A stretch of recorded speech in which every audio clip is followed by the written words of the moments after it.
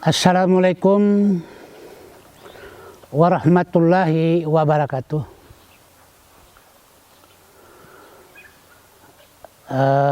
Saudara pemirsa, saya ingin berbicara tentang adat Gayo Luas. Berbicara masalah adat, tentu pertama sekali kita berbicara dulu landasan hukum adat itu apa. Karena sebelum kita memahami dan mengetahui landasan hukumnya, tentu kita juga tidak memahami pelaksanaannya di tengah-tengah masyarakat.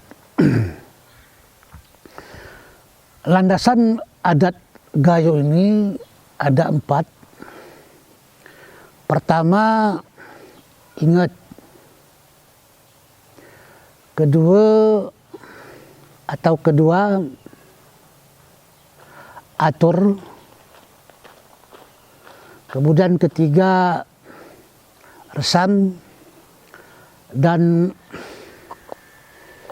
keempat, peraturan.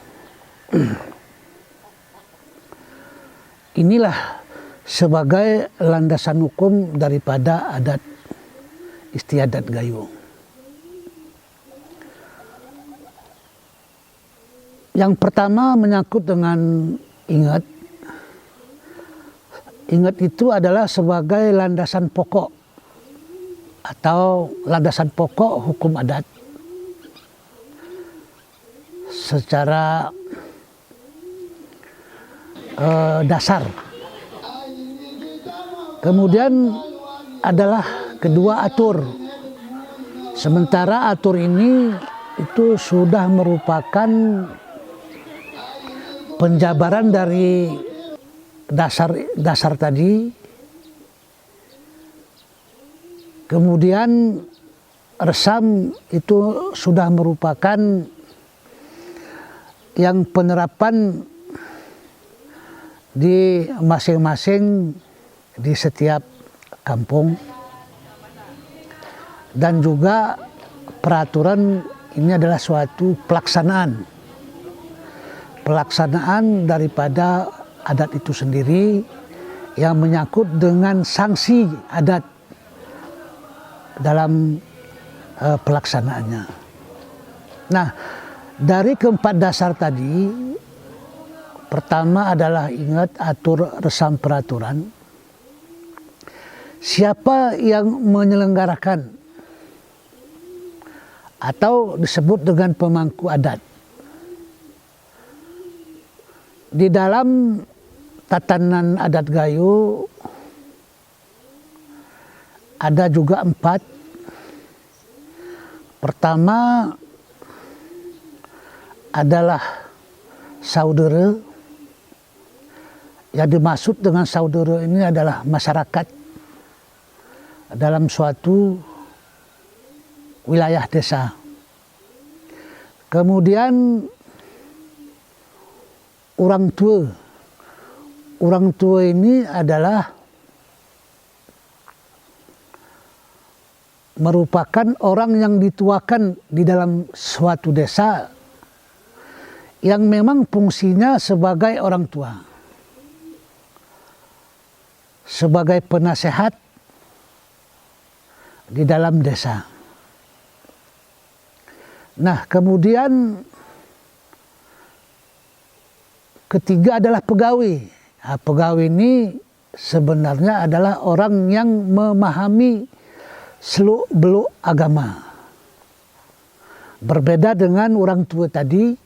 Kalau orang tua ini orang yang memahami tentang adat istiadat di dalam adat Gayo, sementara dia adalah pegawai, adalah orang memang yang memahami tentang seluk agama. Nah, keempat adalah pengulu. Pengulu ini adalah pimpinan dari suatu desa yang merupakan yang mengambil keputusan dalam pelaksanaan pemerintahannya di desa itu sendiri. Nah, dari keempat ini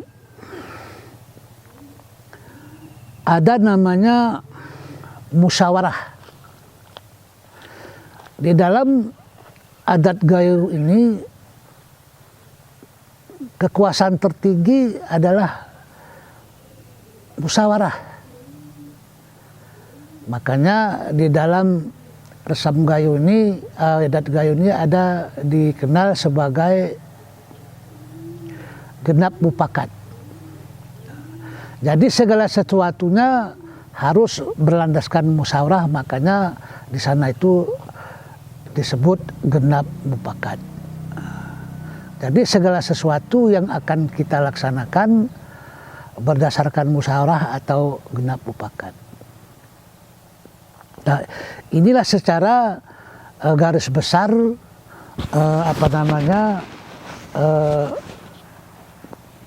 penyelenggara adat di dalam adat istiadat Gayo. Nah, tentunya bagaimana keempat ini melaksanakan tatanan pemerintahan.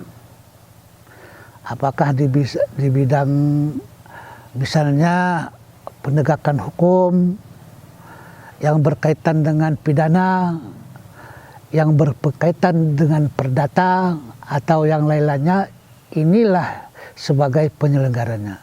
Dengan landasannya sebagaimana yang saya sampaikan tadi di atas tadi. Ingat, atur, resam, peraturan. Ini secara rinci nanti di episode selanjutnya akan kami jelaskan apa yang dimaksud dengan ingat, apa yang dimaksud dengan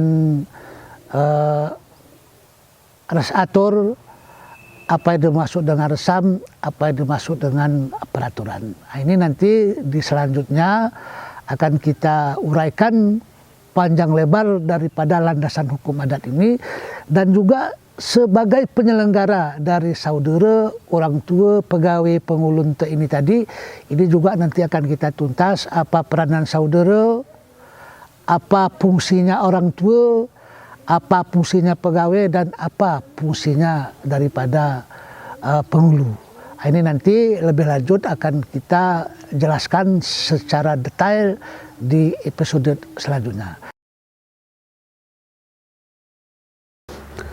Sebagai salah satu contohnya dari dalam adat istiadat Gayo tadi, bagaimana kira-kira penerapannya. Ini sebagai salah satu contoh sengketa ternak.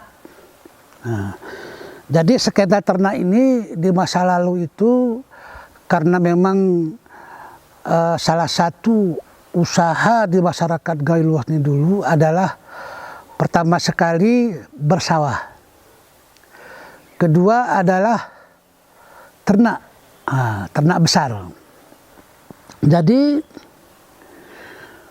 bagaimana hukum adat terhadap kedua usaha yang berkaitan dengan usaha kedua ini, antara ternak dengan sawah. Nah, di dalam adat Gayo ini sebagai salah satu contoh ada kata-kata yang disebut tadi ingat. Bagaimana prakteknya? Kuru berwar uma bepagar. Berarti kuru berwar uma bepagar ini adalah kata ingat.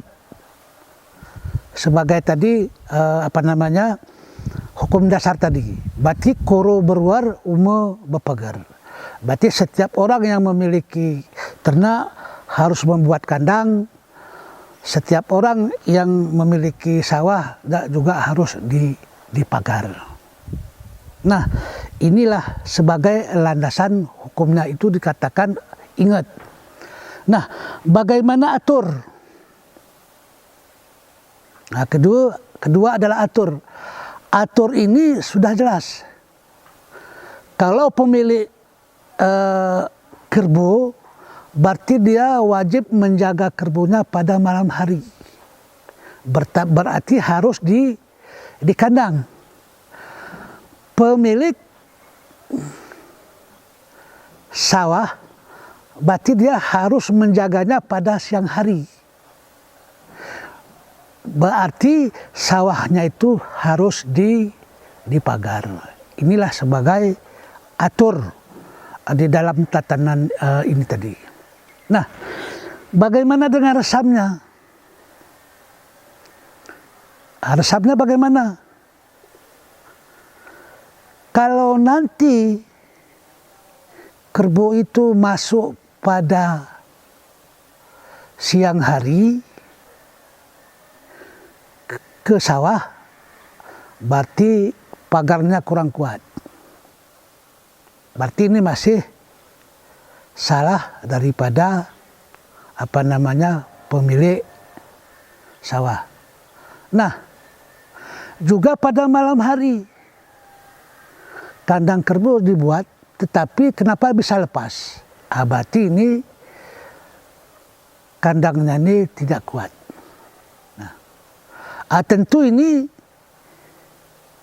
kedua-dua ini harus menjadi pertimbangan.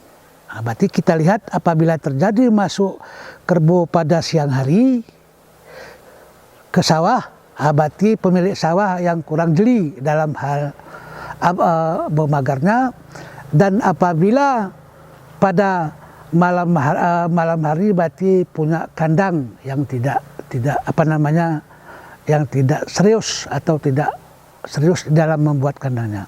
Nah, oleh sebab itu tentu ini ada sanksi. Jadi sanksinya bagaimana? Sanksinya ini tentu ini bagi kalau memang seperti tadi, maka inilah namanya kebiasaan-kebiasaan penerapan ini berbeda di masing-masing kampung. Artinya perbedaannya apa? Mungkin kalau di kampung ini seperti ini, kalau di kampung ini seperti ini. Maka diambillah suatu pelaksanaannya. Nah, untuk kesemuanya ini baru diberikan sanksi, baik kepada pemilik sawah atau kepada pemilik pemilik ternak. Sehingga dari proses ingat atur resam peraturan ini diputuskan dalam bentuk suatu musyawarah.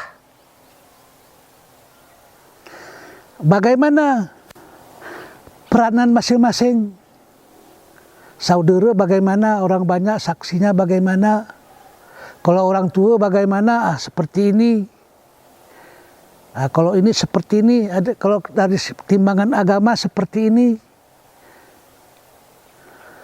Hasil musyawarah ini maka diambil suatu keputusan.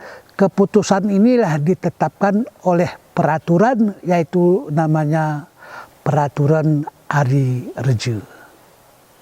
Inilah sebagai salah satu contoh penerapan hukum adat di masa lalu di Kabupaten Gayo Luas ini. Terima kasih. Assalamualaikum warahmatullahi wabarakatuh.